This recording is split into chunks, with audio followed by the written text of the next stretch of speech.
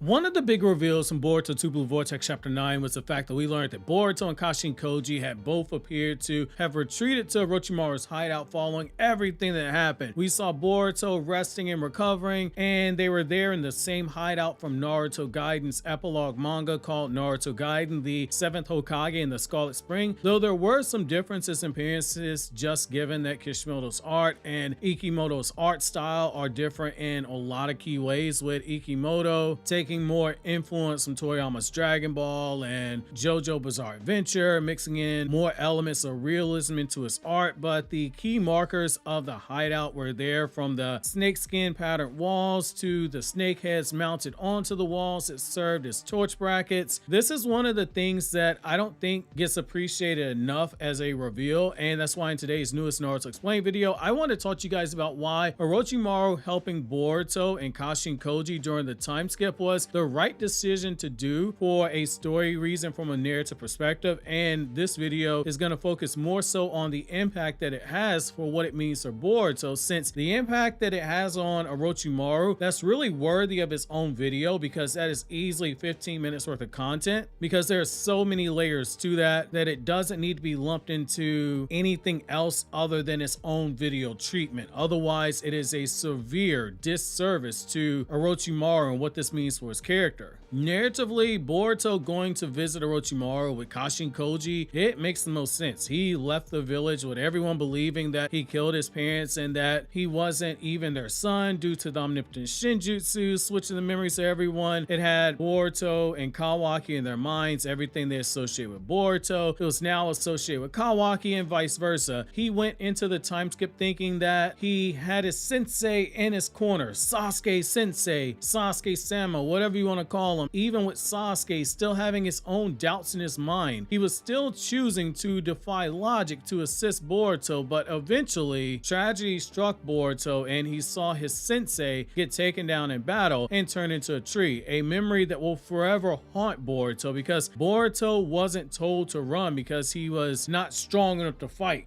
but instead he was told to run because he wasn't skilled enough to fight in that battle. And that's one very underrated aspect that a lot of people, I feel, don't look at enough because of all these samurai elements that are added to that one scene right there, which I'm going to explain in another video later this week. But that moment where Boruto ran, if you understand samurai story, which Naruto's manga included quite a bit of samurai stuff, especially when it deals with Sasuke and the Uchiha clan, you understand why that moment and what we have here at Boruto and Orochimaru hits as home as it does. Sasuke, even without him being in the stories, is still an underlying current for Boruto's development. Now, the only question we don't know is if Sasuke ever took Boruto to Orochimaru's hideout before he was struck down, or if Boruto managed to get there on his own via some unknown way, since in the manga continuity, it's very important to remember that Boruto has never been to Orochimaru's hideout. So it makes me think that this will be the former. It will require trusting Ada when she told Boruto in chapter 80 that she wouldn't use her Senrigan to track Boruto and Sasuke even when Shikamaru and Kawaki asked, and that the deal would be off, that their peace treaty would be off the moment that they returned to the village. But given how much Ada looked like she was in grief and feeling bad over what she did to Boruto, it's something that stands to reason that they actually trusted her. Now, Sasuke is the one person on the planet who knows Orochimaru's hideouts as well as Orochimaru himself, and that knowledge is second behind only Orochimaru and Kabuto, and it's arguable he might know more about the hideouts than Kabuto did. So it would make sense that Sasuke knew quite a few ways into those hideouts, and this one in particular, it didn't tip off any Anbu station outside of the hideout themselves. And given that Sasuke knows the chakra suppression jutsu and Boruto,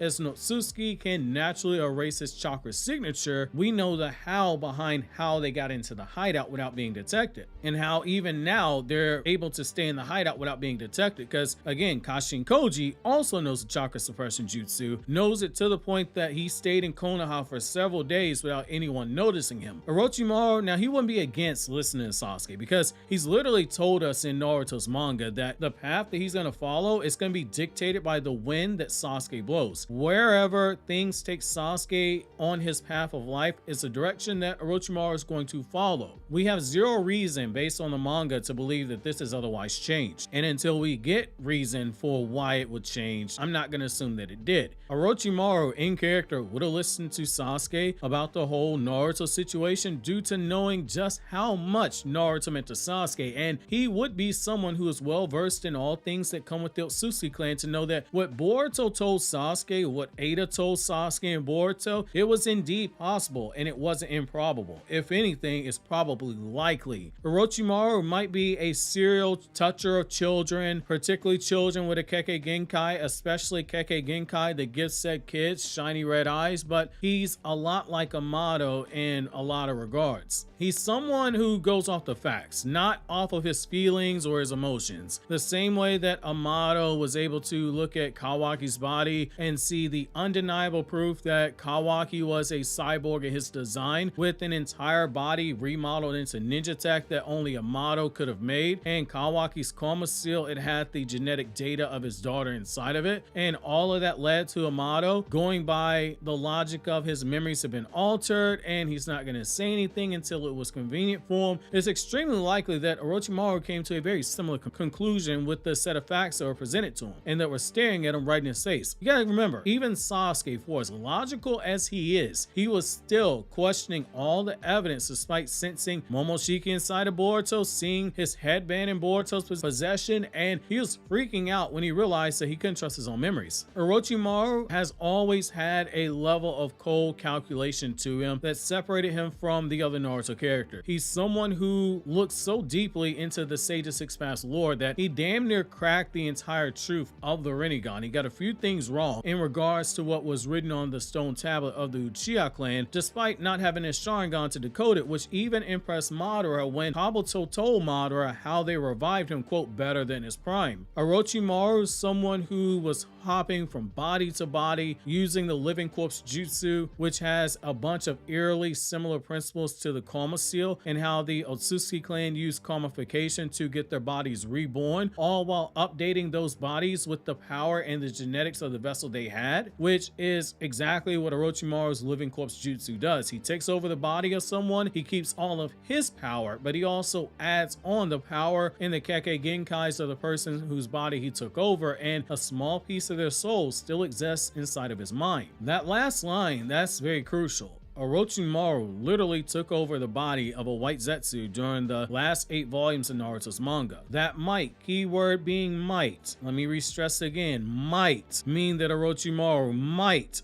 have some total immunity to omnipotence given what we know about Zetsus and their bodies. There is a strong chance that Orochimaru took all the evidence that's presented to him and he came to the conclusion that something was wrong, just as Amado did, even if he was affected by omnipotence. And if that's the case, it continues to parallel what we have at Boruto and Kawaki. It's really right in your face when you think about it. Kawaki has a mad scientist in his corner who is a walking Uzumaki Wikipedia page, and now Boruto has a mad scientist who is a walking Wikipedia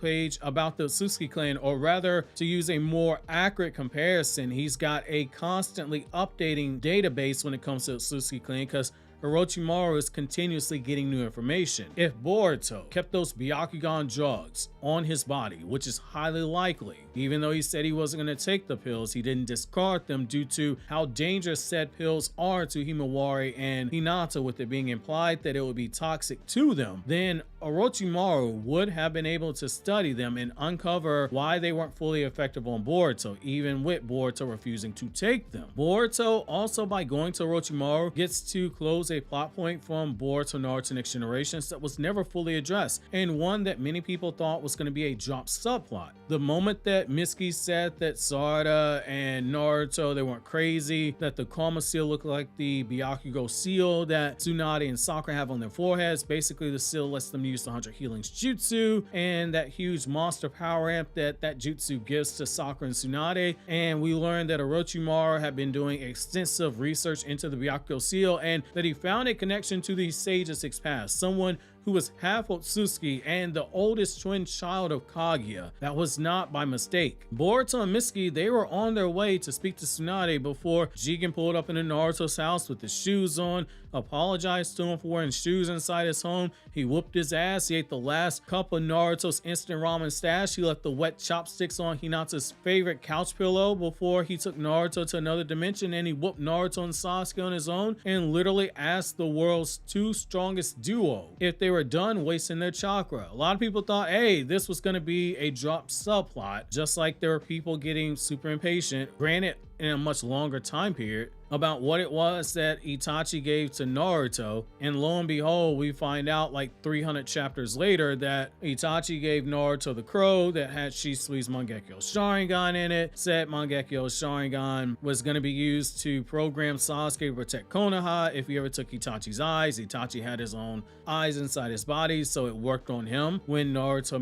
made eye contact with him at that point in time. Well, here's the thing. Boruto, he turned back and was headed back to the village. And from that moment onward, their lives, they were never the same. And Boruto was never shown ever once thinking of going back to visit Tsunade, something that was high up on the priority list for him, but it made a lot of sense. He learned literally 2 days after that not only was Momoshiki a threat to take over his body, but also that his soul was actively being replaced by Momoshiki because his data was being extracted into Boruto's body, and that when this fully happened, Boruto would cease to exist and Momoshiki would be reborn. Visiting Tsunade and hoping that she isn't too drunk to tell you about the Byakugou Seal and things she might remember from Hashirama and Mito, or hoping that she isn't in some random gambling hall racking up gambling debts and living up to her nickname of the legendary sucker, it isn't something that is high up on your priority list at that point in time. However, if Mitsuki was able to see the Kurama seal and he was able to make that connection right away, you better believe that Orochimaru would spill the tea the moment that he saw that seal on Boruto's hand. Piecing together what info he knows about the Byakugou seal from the time of the Sage's Six Paths, which would be very much welcome lore that we get in the series, as well as all the info that Amato told Boruto and whatever information that Boruto can glean from Momoshiki, because their minds are crossing over. I think the narrative made a very smart and a very wise decision here by having Boruto and Kashin Koji go to Orochimaru, because it opens up so many different avenues moving forward, because Orochimaru is a literal example of what you guys have heard me say before, a chaos agent. He's a tool that a writer can use to shake up the story as a break glass in case of emergency scenario. There are so many different multiple ways that this can go, and what I love most about this is that Boruto visiting Orochimaru, it goes hand in hand with Orochimaru's character, and in all honesty, that's not something that we should overstate or overlook, because when you got a series that has been going on for almost 25 years now for the Naruto franchise in manga format, to continue getting layers added to the character, that is something truly remarkable. But it goes back to having a real appreciation for some of the nuances of Orochimaru's character. A very underappreciated aspect about his character in his search for immortality, which this video essay on the screen goes in extensive detail on that.